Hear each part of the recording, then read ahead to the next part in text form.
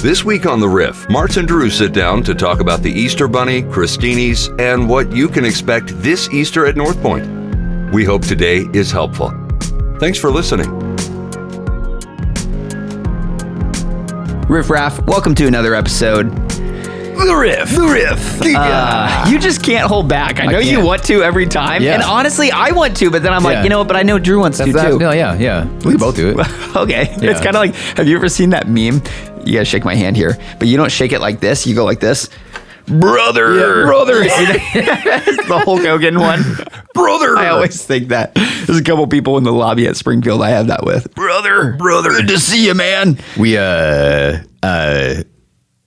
my sons and I will play a little video game itch together.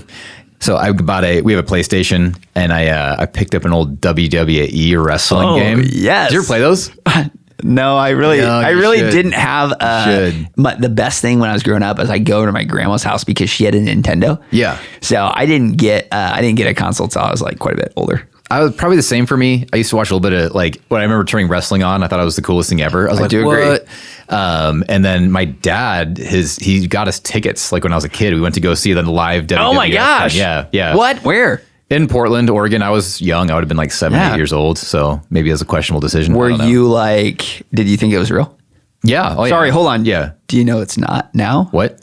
Okay. Hey. I'm sorry. I did not mean to be that person. You just ruined it for the entire Riff audience. Oh, it's so true. Anyway, it's real. My buddy Vince and I used to play, and it was fun. So anyway, I was like, I brought home a wrestling game. My boys were like, "This is dumb." Then we started playing it, and now we don't watch wrestling. Like it's not really a thing. But I'm like, but the game is fun. Yeah. So anyway, when I was in Republic, there was like a amateur wrestling group that would like. Oh yeah, yeah, that's a real thing. It was a big one. Yeah, and it was hilarious. It was like kind of like a mixture between like comedy and obviously stunts and wrestling. Like it takes skill. It's not like a. Yeah. Because like my kids were actually watching one time. They're like, so this is fake. But I'm like, yeah, they're phenomenal athletes. Yes. They're flying around and very dangerous. Likely they are actually getting hurt. But yeah, no, there's a semi-pro wrestling thing here in Springfield. I see flyers around town. A guy I used to work with at T-Mobile did it. He had like a wrestling name and the whole thing. What? Was he jacked? He was not jacked. He gotta be kind of, right? Yeah, I mean, he had he was probably just crazy enough to get into it. Yeah, that's true. Anyway, we should go check it out sometime. I think they do it downtown Let's sponsor an event. Yeah, we should do it underground. We should do. But then we can't talk about it. Yeah, we can't talk. Yeah, that's so true. But what we can talk about is Easter. That's coming up. That perfect segue. Hey, you want to come to Easter North Point? We're gonna have a wrestling match. Brother. Welcome to Easter. I think that'd be perfect. Yeah. When people think Easter, they think Macho Man Randy Savage. Yeah, I was thinking Hulk Hogan, but yeah same thing. Yeah. Contemporaries. Yeah, walk me through any Easter traditions that you got, Drew. We don't have a ton of Easter traditions in my house other than my beef tenderloin crostinis, which I make for my neighbor's Easter get together. I don't think crostini is a word. It is crostini. Wow. The fact that you know how to spell it too. You came prepared. Well, I have to look it up every year because I always forget how to make it. Makes sense. It's a pretty simple recipe, but it's a game changer. I've never heard of a crostini. What is that? Can you break that down for me? Can you unpack that for me? I can unpack it. You get a beef tenderloin. Can you butcher it so I can eat it? I sure can. Okay. All right, here's the short version. You get a beef tenderloin, which is basically the filet mignon of the cow. I've heard of it. Entire thing. Trim it up, tie it up together. I smoke it outside on my grill, so slow smoke to perfection. You want to go nice, medium rare. I'll lean on the rare side. Yeah. So reverse sear it so the whole thing comes to the right temperature. It's pink edge to edge. The fact that the language you're using right now makes me think that you're more than just an amateur chef. Well, just like you're an amateur unicycle rider. That's I don't think there are amateur chefs. There are not amateur unicycle riders. That's true. Yeah, you're in or out. That's it. You can either do it or you can't. You either can or can't. Yeah. You know what I mean? No one likes to see a unicycle crash.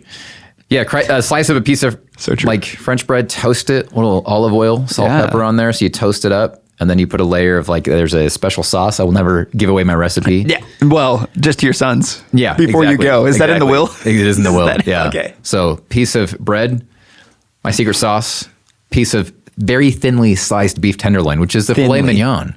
You said that.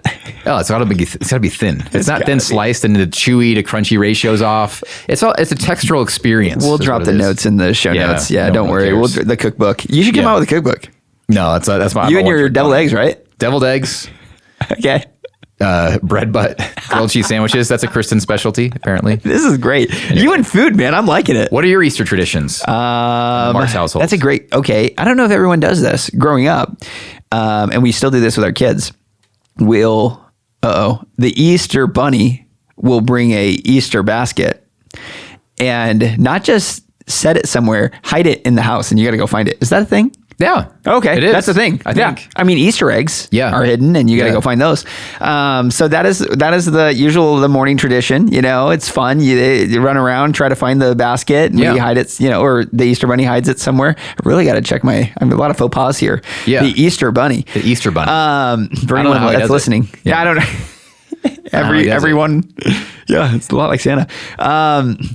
I don't think we have any underage listeners we need to be worried about. That's so true. Who's 7 listening to the Riff? No one. Good. No, they're watching Octonauts or whatever else they're into these days. You're spot on. Hey, so was your family an Easter bunny or no Easter bunny household growing up? Yeah, we were no anything. Same. Yeah. No Santa Claus, no Easter bunny. No.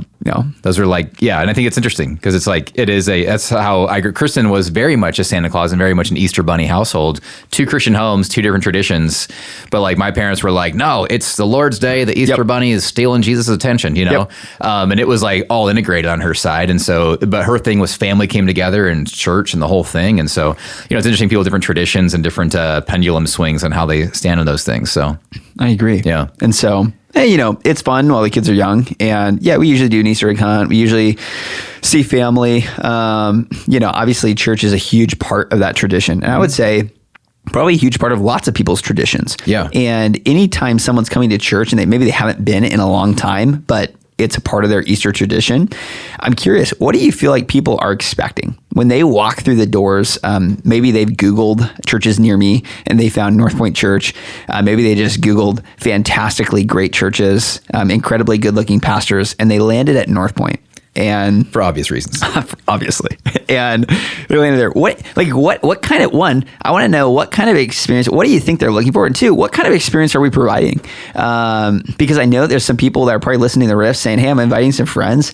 I just want to make sure this makes sense for them. Yeah, so it's not going to get weird. Yeah, I think there's people who have some sort of Christian or religious background, and maybe they're not church people. Maybe they haven't faith hasn't been a big part of their life, but there's still that element of I go to church on Christmas and Easter. The Creaster.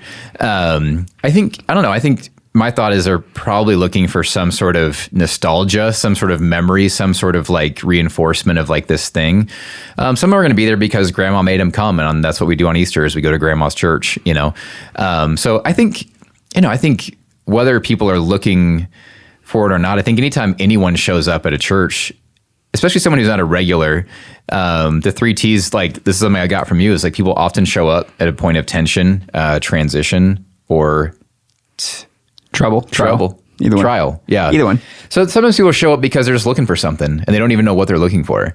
Oftentimes there's an ache in the human heart. It's hey, I know they're deist on some level, which means they believe in some form of God. They're not really sure what they believe. And this might just be a Christian or Catholic tradition that you grew up with in the United States, where it's my definition of God is the God of the Bible, which is a uniquely American thing, maybe not uniquely, but it's... Or I know all the things I don't believe. I don't believe that. I don't believe that. I don't believe that. Right. But to put in words what I believe, it might be harder. Right. Yeah. So I think that's that's what I think a lot of people, the people who don't show up consistently but do come on Easter, that's probably the space they're in, it might be more tradition driven than anything else. But we also, just for context, for people who maybe don't know, how many more people at a typical North Point weekend show up on an Easter than a normal weekend? Yeah, about double. Yeah. Which could just be, so do you think when you say it's double, do you think it's everyone who actually calls North Point home actually shows up on Easter? Yes, that's a strong possibility. I would say that probably evens out right there. I think we did stats maybe a year ago, and it was 1 in every 7 or 8 weeks people were showing up. So it'd probably be maybe more than that, but thinking about Easter, there's probably some people that show up because grandma attends North Point, and there's probably a lot of people that don't show up because grandma attends somewhere else and they're hitting the sunrise service there. So, and wherever you go, it's true. I'm like, that's great. I think that, I would say it's a strong possibility that it is. Those that would say they come once every month, they're called North Point home. This is where they're coming on Easter. Yeah. Yeah. That's great. I think about for your question, like what to expect. I think for us, the way my approach is probably very simple. And again, you have more experience running Easter on Sundays than I do. But my experience, or what I would think my approach would be generally, people want to hear the Easter story. It's going to be Jesus centric, talking about the resurrection, which is the differentiating factor of our faith compared to any other faith system out there. Is we believe in a resurrection of Jesus, and that's actually what validates everything we believe. Easter's a linchpin for Christianity. And so I think people come to expect a reinforcement of that message and to come back. That is a grounding message for anyone of faith. It's oh yeah, that's why I believe all of this, because he actually came back from the dead, actually defeated death. Actually, that is why when someone passes on, we talk about, they're in a better place now. We believe in this existence of the eternal or heaven because we believe that Jesus actually defeated death. So that death actually isn't the final say. That is what makes Christianity different than a lot of things. And so I think people want a reinforcement of that message. They also want family experience. You got to recognize people are together as a family that maybe aren't always consistently. So anything that's reinforcing that as well. So yeah, that's kind of what I think. I think it should be a life-filled service. To me, I'm it should be fun. We should smile. We should enjoy it. We should walk out feeling encouraged, uplifted. All of those things would be super important, I think, for how I think about it. Yeah, I think you could walk out of Good Friday not feeling encouraged and uplifted, but when you walk out of Easter, you should feel encouraged and uplifted. Yeah, it's a good news. Exactly. It's a gospel good news day. And I think you nailed it, right? The two things that I'd be thinking through is, what are we going to provide at North Point? It's going to be missional, and it's going to be predictable. And missional, I'd say, missional would be help people find and follow Jesus. We know there are people that are followers of Jesus that are showing up, that you use the word reinforce. It's this is actually what our faith hinges on. Yeah. Is that we have a God that's not dead. We actually have Jesus who rose from the grave. If that didn't happen, then what do we hinge our faith on? Right. Good vibes. Yeah, exactly. It's that event is what our faith hinges on. So, hey, it's going to be missional. It's going to be, which our mission is to help people find and follow Jesus. So you're going to see that. And it's going to be predictable. And when I say predictable, I don't mean same old. I mean a predictably good experience that when you come back the very next week, you're not what in the world? Where's the helicopter? Yeah, where's the helicopter? Where are the animals? We met at an arena. Why all our campuses together? And now I'm going to, a singular campus with this doesn't look the same. This isn't the same level of production. And there's nothing wrong with an experience that's different. Every church is going to have their own DNA and what that looks like. Yeah. For us, it'd be hey, we want a predictably good experience. We don't need it to be predictable of boring old, same old thing. At the same time, we want you to come back next week and be yeah, it's the same North Point. Right. Wow. Hey, this is what value I found in my faith journey of being here on Easter Sunday. The very next Sunday, I find that same amount of value. Right. And that's weird. Sometimes we put a crazy pressure on Easter to be something that it's not. And that doesn't mean we're not going to have fun. That doesn't mean there aren't going to be experiences, because families are together and we want them to have pictures and we want the places to look nice, and we understand it's going to be crowded and you're probably hungry, and we're going to accommodate to that. Yeah. And so there's what I always say, it's attractional and experiential. Yeah. There's going to be attractions. Yeah, absolutely. We're not against that. We're not anti Easter Bunny. We're not anti this or that. Hey, no, you shouldn't have those things in church. It's sure. I enjoy having fun. Yeah. I enjoy candy. Right. We're not going to boycott that because that's not what Easter's about. Yeah. Well, I think it can include that. I don't think it has to be exclusive from that. So we're going to include that, but it's not the main thing. Yeah. Right. So there's also an experience that's tied to that of, we're going to help you see Jesus in a clearer way. There's probably a lot of people that are showing up for a lot of different reasons. Like you said, their grandma made them. They're trying to impress a boyfriend or a girlfriend. Maybe they just feel man, I haven't talked to God in a long time. Yeah. and I'm a little nervous, but like everyone goes to church on Easter. And I had a neighbor that invited me, and like I told God that like if an opportunity arose, I'd go. And so they're walking through the doors. And again, they may not know what they need, but I do know that they're going to meet Jesus. Yeah. And if we can remove as many obstacles as possible, and there's going to be fun elements, but like remove as many obstacles as possible for people to get the clearest view of Jesus, that's what's going to impact their life more than anything. Yeah. And that'll be the main theme. You know, if you sit through a service at North Point, you're going to hear about Jesus. You're going to hear about his love for you. You're going to hear about the power of what we believe the gospel actually means in your real life, and like how it can actually change your life, you know, his heart for you and that whole thing. And so, yeah, people hear the gospel message for sure. You know, they're going to be around a lot of, you know, it should be life-giving. It should be, you know, fun. I think on the attractional thing, you know, church culture over the last 25 years, like has gone a lot of different ways with that, where it's like, hey, we want to create this massive event with pyrotechnics and all the things, you know. And I think maybe 20 years ago, that was like the thing to do, because that's what got someone to show up. Live animals pooping in the aisle. Yeah, I mean, you're not going to believe what you saw at church. You had to be there. You had to be there, you know. And I think that is like, that was, I think 20 years ago, real, you know. I think today, and I'm willing to be, I reserve the right to be wrong on most things, but like, I think today people aren't necessarily looking for like the bigger show. You know what I mean? Yeah. Like, because we've seen the show, and because of the internet and Facebook and Instagram, like if I want to see a show, I can see it literally whenever I want.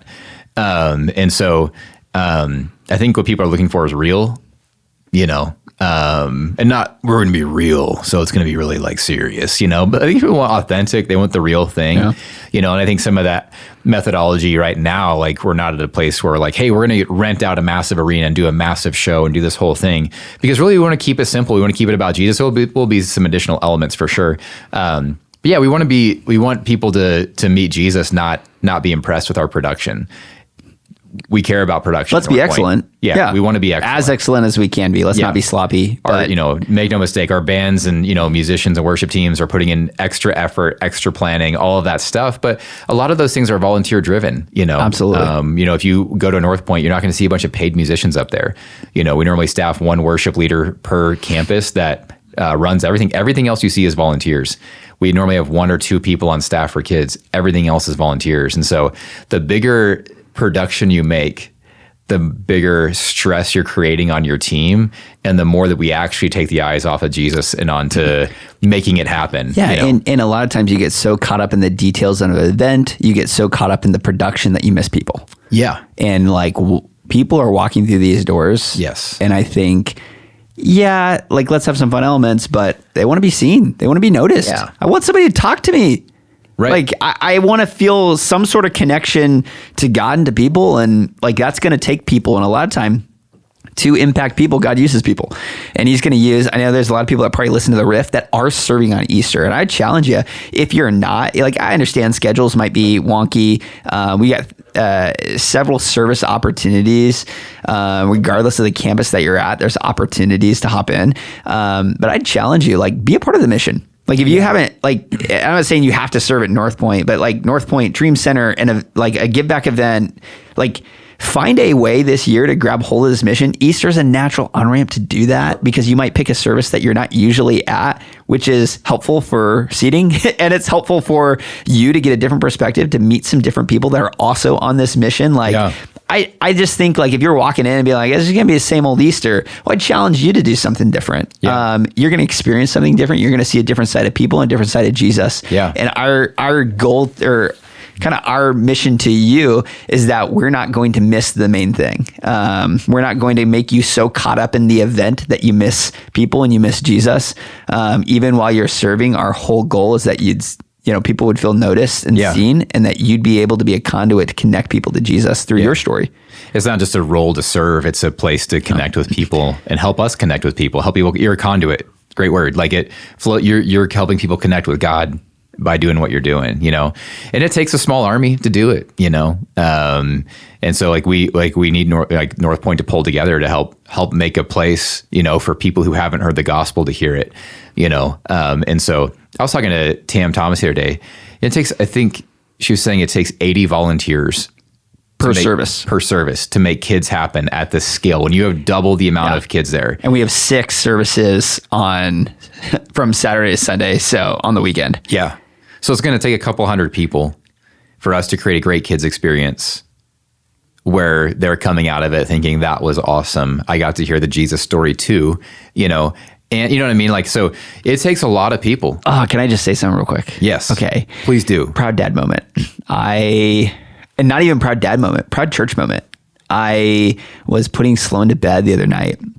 And we pray every night, and I was praying, like, you know, a lot of times I talk about, I love how Sloan is so silly. God, thank you for her silly little heart. Like, she's so, you know, and she stopped me when I said her silly heart. And she's like, Jesus in my heart.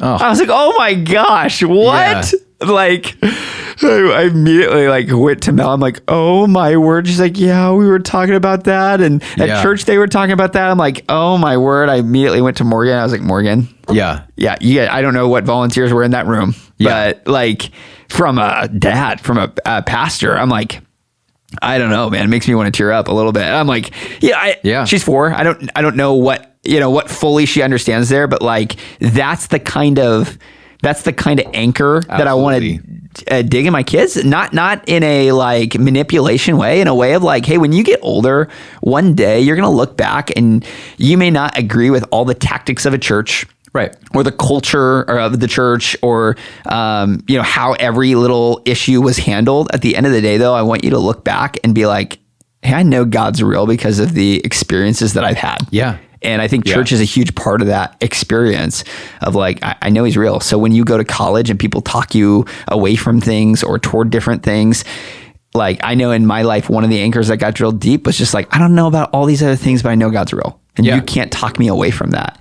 Yeah. And like, what a scary place that would have been for me had I not had those experiences to be like, I don't know what matters. I don't know. But I could hold on to this one thing that I'm like, if the foundation I'm building on is I know he's real, okay, let me build from there. Yeah. And it was so helpful for my faith journey. And when I think about my kiddos, I'm like, we're going to screw things up. I know I'm going to say things that I regret. I know we're not going to handle every issue perfectly. You know, we can give them the best childhood possible and they're still going to need counseling. But if God can become real to them as a kid and then they walk away being like, I don't know about everything else, but God's real, like that would be a win. Yeah. I had similar experience, 1920, you know, and I was like, hold on. You just say 1920? In the year 1920. No, when I was 19 or 20 years old. Okay. Yeah. I said Drew. Clarification. I was about to say, you hold it. You look great for back before the Depression started. That's my World War I story. What's yours? No, when I was 19 or 20 years old, I was on that same journey of like figuring out like, and you question things and you wonder things and, but I would just go back to, I was in certain moments where I just knew God was real and I had experiences in and around, and his church experiences, you know, it was the Bible that was actually hidden in my heart from all the little stories as a kid and everything. Even now I'm like, man, there's some Bible stuff deep in my guts that started when I was 4, 5, 6 years old, you know. Doesn't mean you never question it, doesn't mean you never have problems, but it's like, man, I'm thankful I grew up in the church. And I'm thankful for every volunteer that helped teach me the Bible, you know, on their Sunday morning. You know, it's a game changer. I had a teacher, Sunday school teacher, Donna Phillips, and what she would do is she would give us a quarter for every memory verse we memorized. And each week. Yeah. So, and then at the end of like the quarter or whatever, we'd get a bunch of quarters. And I robbed that old lady blind. Absolutely. I mean, I memorized verse after verse after verse. I mean, I took advantage of the system. Yeah. Let me tell you, as a pastor's kid, you do that. And so I'd make out, I don't know, $10, $11. It was awesome. Yeah. Of quarters from just memory verses that I memorized. I think she had like a limit each week you could do, but I'm hitting the max every single week and I never missed a week. Okay. Donna's in the pourhouse somewhere right now. Where is Donna today? Do you know? I don't know. But I think about that and I'm like, how thankful I am for that.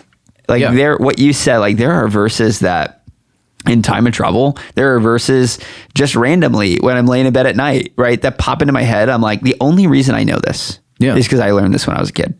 And I didn't even understand what it fully meant, right, probably. And now I can think through some of the words. I learned a lot of them King James version. So I'm like, I've got thys and thous at the same time. Who was it? The other day, someone was quoting a verse. I'm like, I know that one. And I was like repeating it. I'm like, no, I know the King James version of it. It's totally different. I'm a proper King English. But I'm so thankful for that when I look back and I'm like, man, these things, what you said, they're hidden in your heart and you didn't even notice it. But later in your life, they serve you so well. And that's not to say you need to drill scripture into your kids. At the same time, that means I don't hesitate from introducing it to them. You're right. Yeah. I was in one of my pre-service like things I do most weekends. I just walk through the kids area and like high five every kids worker and just tell them thanks for being here, because I call it OPK, other people's kids. Not always the easiest thing to work with, Some people, it's like, what? Yeah. What? Most of you are like, man, Drew's cold hearted son of a gun. But some of y'all know exactly what I'm talking about. You're like, you don't love anyone's kids like you love your own. Very true. Some people have that gift and that calling. And you never feel more loved than when someone loves your kids. We've talked about that. The way you treat my kids is like, that's the way to my heart. But anyway, I was walking through Zone 45, Blake and Brandy, Shabam. And KP. Like, yes. Kendrick, yeah. Is it, what's the last name? Payne. I was gonna say Perkins, but that's the NBA player. Kendrick Payne. I was talking to them the other day and like, I go in there and most Sundays I find Blake, when I walk back there, he's got his Bible open because he's going over his notes, right? Because he's teaching the lesson that day for the 4th and 5th graders. And I walk by there every Sunday morning. Blake has a job. Like Blake has his own kids. Blake has his whole world, but he's consistently there at the 9 a.m. and he's got his Bible open and he's going through his notes one more time. I found Kendrick back there doing the same thing. Blake was on spring break and Kendrick was like, oh, here's my lesson for the day in this verse. And that's awesome. He was like, I was up last night at my desk, like really just like thinking about this verse. And it's like, man, we have these like people around North Point that just like, I'm like, you don't know the difference you're making in these kids' lives. And you're not babysitting in a room. You're like, you are doing something so impactful. We talked about it the past few weeks, but it's like, this is not small. This is giant. And it may be small and inconvenient to you. It's like, there's exponential value for the kiddos that are like, that you're a steward seeds. of. You have no idea how many apples will grow off of that orchard one day from the one seed that you planted on a Sunday morning. And I think, it's a powerful thing. So I know we kind of rabbit trailed off of like Easter onto like the impact and, serving in kids and that thing. It's a big deal. It's a big deal to me that we do that well, So yeah, Easter, I'm excited about it. It's gonna be good. It's my first Easter as a pastor. So everyone's like, oh, it's huge. It's a Super Bowl. And I'm like, it actually might be, like in my head it's not as big. I'm like, is it really? Like, and I would have less expectations, but I would make sure not to come without an invitation. And I think the invitation is whether that's to your neighbor, whether that's to a family member, where, and you may be traveling out of state, but I'm like, don't miss an opportunity to hear about the good news, to share the good news. Yeah. So, and we're doing baptisms on Easter. Oh, I almost forgot. Yeah. You just reminded me. Yeah. I would say this. There might be some people listening to the Riff and consider your next step. If you made a decision to follow Jesus and you've never got baptized, and by the way, every single time we say something like that, there are people that are like, I've been a Christian for like 20 years. And I never got baptized. And I'm like, but I feel like and it's not a have to. I'm not like, this isn't a guilt thing, but it is a like, there's something significant about publicly declaring in front of everybody, leveraging my influence to say, I'm following Jesus. Yep. Count me in. Yeah. And there is something so beautiful about that. And I think that there's going to be something powerful about your story when you're obedient in that. And so if you haven't taken that next step, and you've made a decision to follow Jesus, that's your next step. And one small act of obedience can lead to, I'm not even going to say blessing in your life, blessing to the lives of those around you. I just believe God's got a story that got you in that tank. He's going to have a story, a beautiful story ahead of you. Yeah. I think too, there are a lot of people in that position. Like I've been a follower of Jesus for a long time, and it's almost they feel silly or embarrassed to go get water baptized now. Like people like, I've never done it. Those are some of the cool stories. They're the cool stories. And it's like, well, you don't have to be at some life crossroads or some crazy transition, like, to just do the thing Jesus said to do, And And I think that's like a powerful thing. Like, you know, when you get in it, it's like, it's the first thing he asks us to do. And it is about life, death, resurrection. It is the Easter message in your life that that you are born again, and that the old is gone, the new has come. And it is this thing. And so there's something, it is not just a traditional thing we do. There's a spiritual thing that happens in you when you do it. And I don't, it's not like do this and your life will get better, but I don't know what's in it for you, but I know something is. You might say there's something in the water. It's corny. Carrie Underwood said that too. She did. Riff Raff, thanks for listening. Thanks for joining us. I'm excited about Easter. Yeah. Hey, we'll see you there. See ya. Thanks for listening to this episode of The Riff. We'll have a brand new episode every week, wherever you find podcasts.